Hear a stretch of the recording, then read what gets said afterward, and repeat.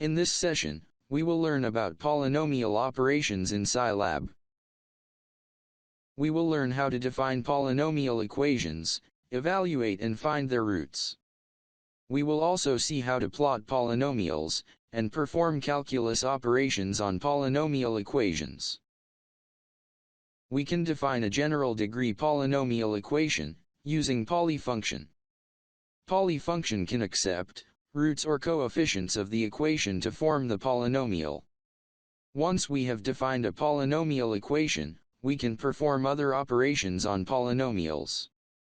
Degree function returns the highest exponent in the polynomial. Coef function returns a vector having coefficients of the polynomial equation. It is used when we define a polynomial using roots of the equation, and want to get the coefficients. Roots function returns the roots of the polynomial equation, which is defined using coefficients of the equation. To evaluate a polynomial equation, we use Horner function, which takes the polynomial equation and value of the variable. Let's see these functions in Scilab. Now, we define a third-degree polynomial equation using polyfunction. Polyfunction takes a vector of coefficients of the equation, which are arranged in order of increasing degree, whose first term is a constant.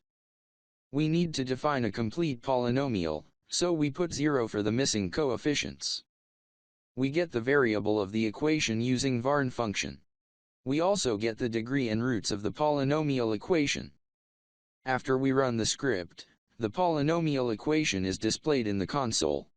Degree and roots of the equation are also displayed. We can also define polynomial variable in another way, in which the vector for the coefficients is 0, and we get only the polynomial variable. Then using this variable, we can form equations and also do some algebraic operations.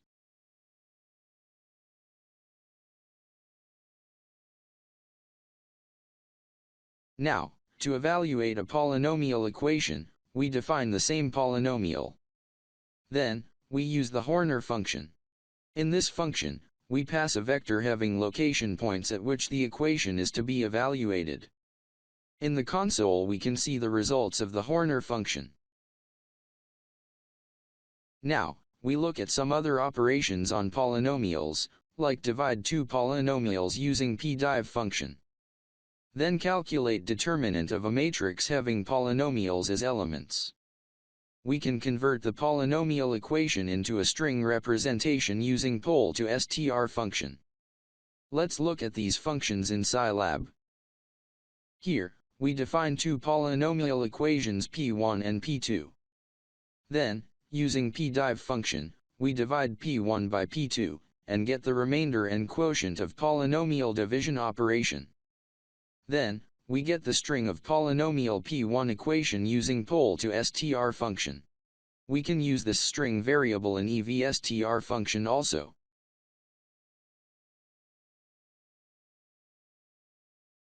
Here, we want to plot a graph of the polynomial equation. First, we define a polynomial equation, and then define the range of variable x to plot the graph.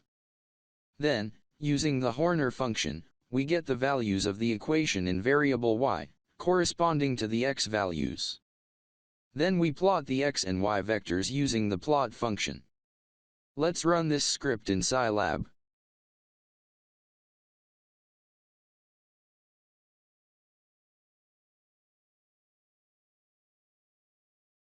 Now, we will look at two important functions, which calculate derivatives, and integrate the polynomial equations.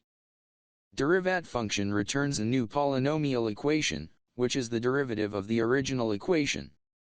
In Scilab, there is no function to perform integration on polynomials, so we have developed a function to perform the integration, and return new integrated polynomial equation from the original equation.